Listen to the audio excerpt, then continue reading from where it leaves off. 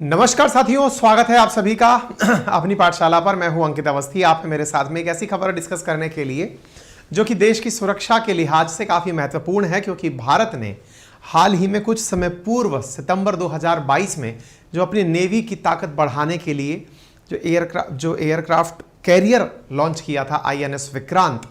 अब उस aircraft carrier को तो बना लिया, लेकिन उस पर एयरक्राफ्ट कौन से हों ये शायद अब फुल एंड फाइनल डिसाइड हो चुका है।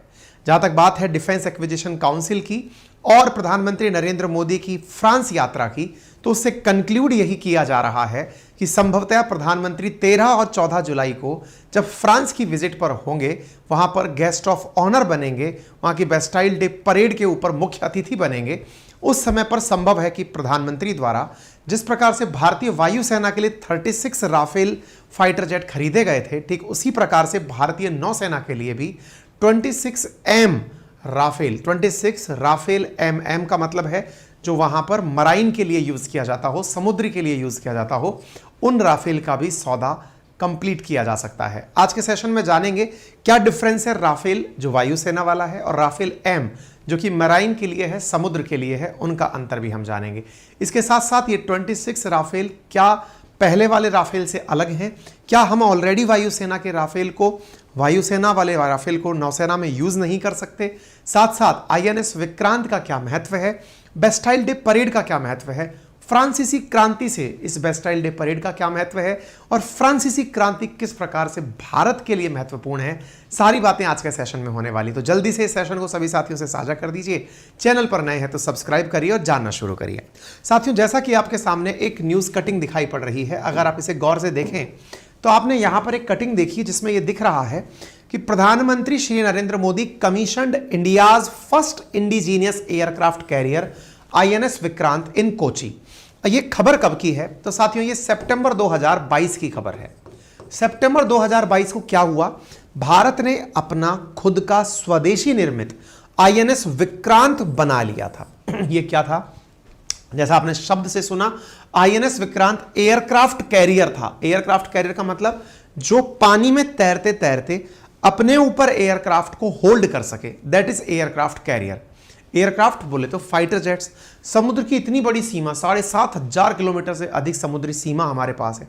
ऐसी स्थिति में उस समुद्री सीमा की निगरानी के लिए एयरक्राफ्ट कैरियर से उड़ करके, यानी एक तरह से समुद्र के अंदर तैरता हुआ एयरपोर्ट भारत ने INS विक्रांत बना लिया था। अब हमने ये तो बना लिया, लेकिन इस पर लैंड कराने के लिए या इस पर एयरक्राफ्ट के ऊपर, एयरक्राफ्ट कैरियर पर हम क्या रखें? तो हमारे सामने ऑप्शंस थे। फिलहाल के लिए हमारे पास MiG-29 जो कि रूस से हमारे पास में है। दूसरा हमारे पास है LCA तेजस, जिसका हाल ही में हमने टेस्टिंग किया है कि वो एयरक्राफ्ट कैरियर से इजीली टेक ऑफ और लैंडिंग कर पा रहा है या नहीं। और तीसरे सबसे इंपॉर्टेंट विकल्प के रूप में निकल करके आया राफेल। अब इन तीनों को एक बार समझ लेते हैं। देखिए, जो फ्रांसीसी MiG-29 है ये धीरे धीरे आउटडेटेड होते जा रहे हैं। हमने अभी डेक पर उतार तो इन्हीं को रखा है, लेकिन ये आउटडेटेड क्यों होते जा रहे हैं? क्योंकि ये पुराने हो चुके हैं। इन्हें अब ट्रेनर के रूप में काम में लिया जा रहा है, या फिर जो ट्रेनर में काम में भी नहीं आ रहे वो अपनी ओल्ड एज के कारण धीरे धीरे साइड किए जाते रहे, क्योंकि दुर्घटनाएं MiG में बहुत हो रही हैं।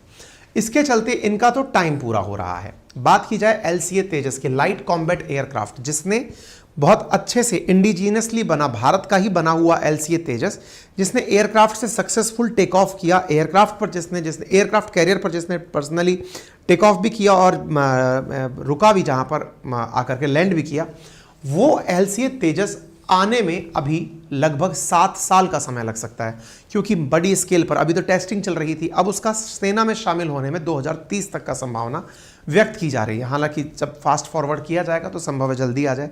तो अर्जेंटली जो इस समय समुद्री सीमा में आप आए दिन सुनते हैं कि चीन के द्वारा हम्बनटोटा पोर्ट पर आकर के श्रीलंका के पोर्ट पर बैठ गया है चीन आकर के, इधर ग्वादार पोर्ट पर आकर चीन बैठ गया है, इधर चिटगांग पोर्ट पर चीन का ज़्यादा इंटरफेयर देखा जा रहा है, इंडियन ओशन के अंदर चीन जो है वो जिबूती के पास आकर के बैठ गया। ऐसी स्थिति में भारत इंडियन ओशन में अपनी तीव्र निगरानी कैसे सुनिश्चित करे, इसके लिए INS विक्रांत पर किसी एकदम तत्पर और आज के सबसे फास्ट फॉरवर्ड जो लड़ाकू विमान है उसकी ज़रूरत है।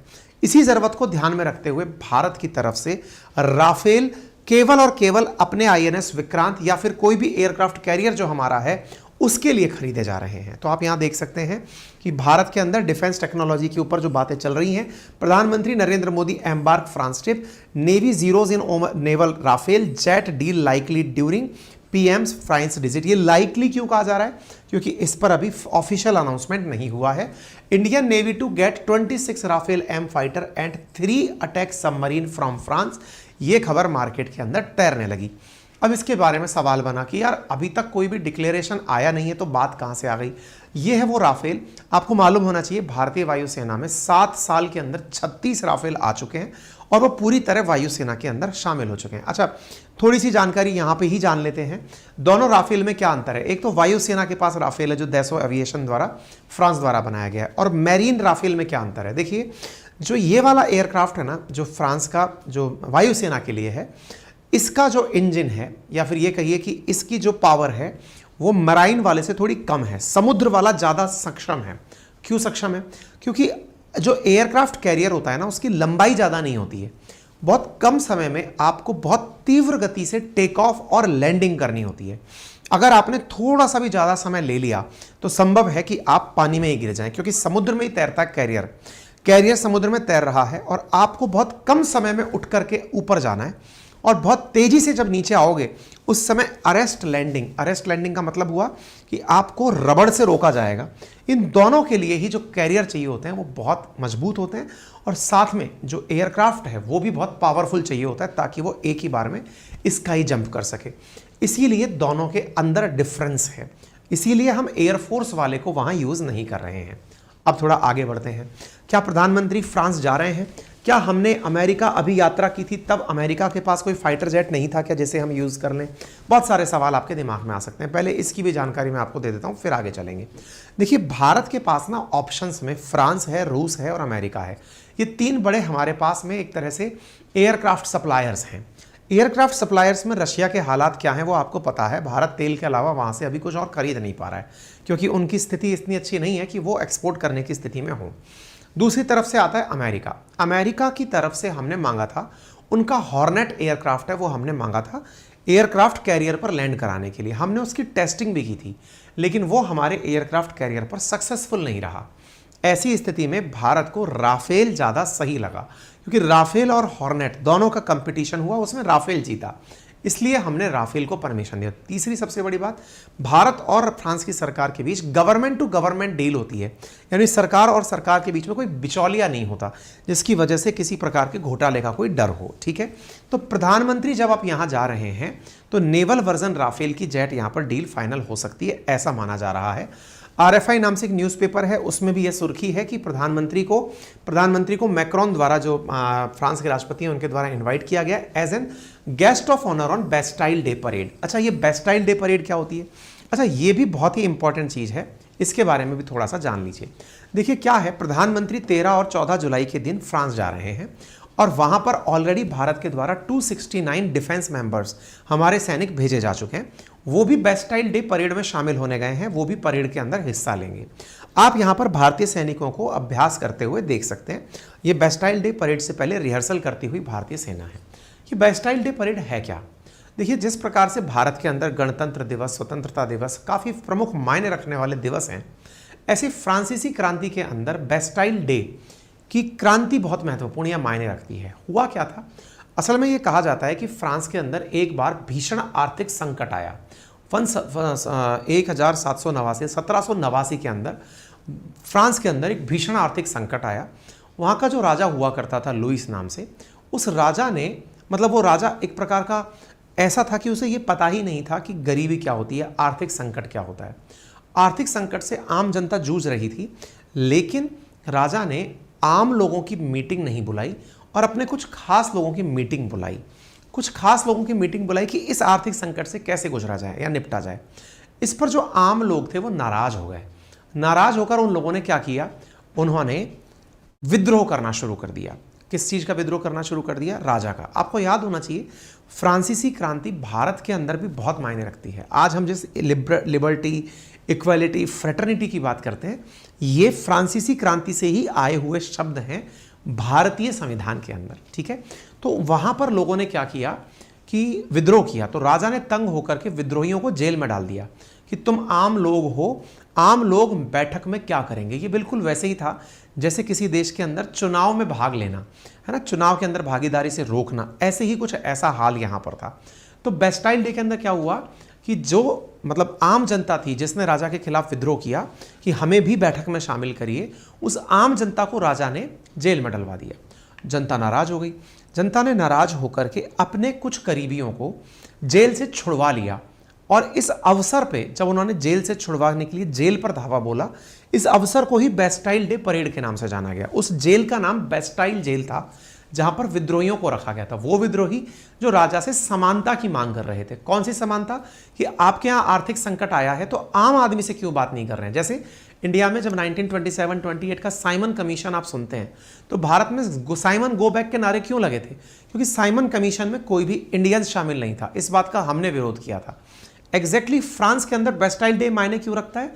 कि आर्थिक संकट आया था, वहां पर आम जनता से ही नहीं पूछा जा रहा है। आम जनता जो कि गरीब जनता है, उसको राजा बिल्कुल मान ही नहीं रहा है, समानता का भाव नहीं दे रहा है, यानी इक्वालिटी, फ्रेटर्निटी, लिबर्टी, इस प्रकार के अधिकारों को जनता से दूर रखा जा रहा है। तो जनता ने विद्रोह स्वरूप जो आंदोलन करके जेल पर हमला किया, उसे बेस्टाइल डे परेड के नाम से जाना जाता है। तो ये वहां के बहुत प्रमुख इवेंट में से एक है।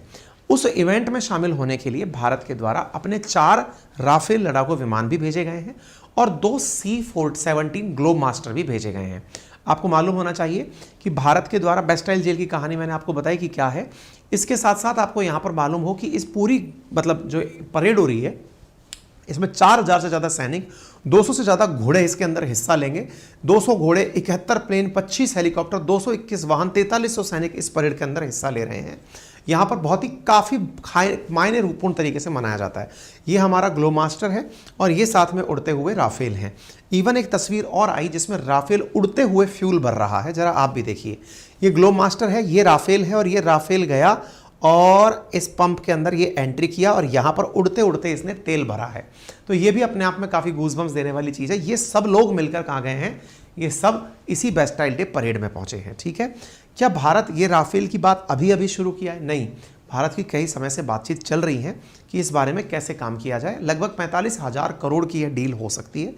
अब इस बारे में अचानक सुर्खी कैसे आई? तो देखिए, भारत में जो फ्रांस का दूतावास है, जो फ्रेंच एम्बेसी है, उसका एक वीडियो बाहर आया। देखिए, ये आप देख सकते हैं D5 करके, मोदी इन पेरिस। यहाँ पर अब आप इसको देखें तो यहाँ पर अगर आपने नोटिस किया हो, मैं दिखाऊं इसको, देखिए ये फ्रांसीसी एम्बेसी ने एक वीडियो साझा किया। इस पर देखो, आपको यहाँ राफेल दिखाई पड़ रहा है। ये देखो, इस तस्वीर में राफेल दिखाई पड़ रहा है। यानी भारत के अंदर जो फ्रांसीसी एम्बेसी है ना, वो मोदी जी की जो तैयारी कर रही है कि मोदी जी फ्रांस आएंगे तो उनको क्या क्या कहना है, तो उन्होंने प्रॉपर पेपर जो तैयार किया उसमें राफेल भी इनके एजेंडा में शामिल है कि मोदी जी जब फ्रांस होंगे तो वहां पर उनसे राफेल के संबंध में बात की जानी है। तब से यह बात सुर्खी पकड़ना शुरू हो गई कि राफेल भारत के लिए वहां पर डिस्कस किया जाएगा। ठीक है ना। तो ऐसी स्थिति में क्या क्या होगा? INS विक्रांत पर इसको लगाया जाएगा। राफेल की खासियत से तो आप बहुत ज़्यादा परिचित हैं, मैंने आपको बता दिया। ये वो INS विक्रांत है जिसका प्रधानमंत्री द्वारा वर्ष 2022 में इनॉग्रेशन किया गया था। INS विक्रांत की मैं आपको कुछ तस्वीरें दिखाता हूँ। इस प्रकार का ये एयरक्राफ्ट कैरियर है जहाँ के लिए हम राफेल लेकर आ रहे हैं। आप देख सकते हैं LCA तेजस इस प्रकार से टेक ऑफ करके उठा था और ये देखिए, ये आ गई अरेस्ट लैंडिंग। इसको देखिए, ये डोरी से खींचा जाता है। ये डोरी थी जिससे उड़ते हुए हवाई जहाज को रोका जाता है और देखो, ये इस प्रकार से टेक ऑफ होता है। ये उड़ा और इतनी सी छोटी सी जगह पर से इसने टेक ऑफ कर दिया। ठीक है ना। तो इस प्रकार से जो अरेस्ट लैंडिंग और टेक ऑफ है, ये बहुत अच्छे एयरक्राफ्ट पर ही वैलिड हो पाती है और बहुत अच्छे एयरक्राफ्ट कैरियर ही इसे कर पाते हैं। इसलिए हम राफेल को लेने के लिए यहाँ गए हैं। ठीक है, संभवतः पहली खेप आने में 3 साल लगेंगे, है ना। और क्योंकि राफेल जो हमारे पुराने वायुसेना वाले आए थे, उनको आने में 7 साल लगे थे। हमारे स्वदेशी 2030 तक बनकर तैयार हो जाएंगे। तो उम्मीद है आप सभी साथियों को बेहतरीन जानकारी मिली होगी और आपको ये जानकारी अच्छे से समझ में भी आ गई होगी जो हमने बताई है। साथ साथ पनडुब्बियों की बातें चल रही हैं, चीन के कारण हम लोग ये काम कर रहे हैं। ठीक है, जानकारी पसंद आई हो तो अपने सभी साथियों से साझा करें। चैनल पर नए हैं तो चैनल को जरूर सब्सक्राइब करें। साथ में जो भी साथी हमारे साथ अपनी पाठशाला एप्लीकेशन पर हमारे साथ साथ अपने नोट्स बुक किए थे, उन्हें हम अपडेट दे दें कि फर्स्ट जो मतलब 1/3 जो मेंबर्स हैं, उनको आज मैसेज जा चुका है कि उनकी किताबें डिस्पैच हो रही हैं। उनके पास में प्रॉपर तरीके के बॉक्सेस में भरकर पूरे सेट बना करके किताबें भेजी जा रही हैं। ठीक है। और किताबों के साथ साथ कल फिर सेकंड जो 1/3 साथी हैं उनके पास भी इस प्रकार से अपनी पाठशाला की बैजिंग वाला बॉक्स में उनकी 20 बुक्स का जो सेट है वो भेजा जा रहा है। हमने 2 बुक एक करके 19 बुक्स रखी हैं, क्योंकि हमने पॉलिटी, राजस्थान पॉलिटी और इंडियन पॉलिटी को एक ही सेट में डाल दिया है। तो उस प्रकार से हमने आपके लिए ये पूरी तरह से बॉक्स तैयार किया है। तो कल और परसों 3 दिन के अंदर सारे ऑर्डर्स हमारे पास से यहाँ से डिस्पैच हो जाएंगे और आप तक अगले 5 दिन में सभी के पास घर पहुँच जाएंगे, ठीक है ना। ये अपडेट था। बाकी अपनी पाठशाला एप्लीकेशन तो है ही आप लोगों के लिए, जहाँ पर आप फ्री टेस्ट दे सकते हैं, इन्फोग्राफिक्स देख सकते हैं, साथ ही साथ आप हमारी वीडियोस का भी डेमो ले सकते हैं। अभी हालांकि कोई भी कोर्स अभी सेल पर नहीं है, जब भी कोई कोर्स खुलेगा तो आपको अपडेट करा दिया जाएगा। साथ में आपको यहाँ पर एनसीईआरटी की बुक्स भी उपलब्ध हैं, जिनकी पीडीएफ आप पेज कर निकाल सकते हैं। साथ में आपके लिए हमारे द्वारा यहाँ पर सोशल मीडिया लिंक्स दिए गए, जिनसे आप हमसे कनेक्ट रह सकते हैं। आपका समय शुभ हो। धन्यवाद।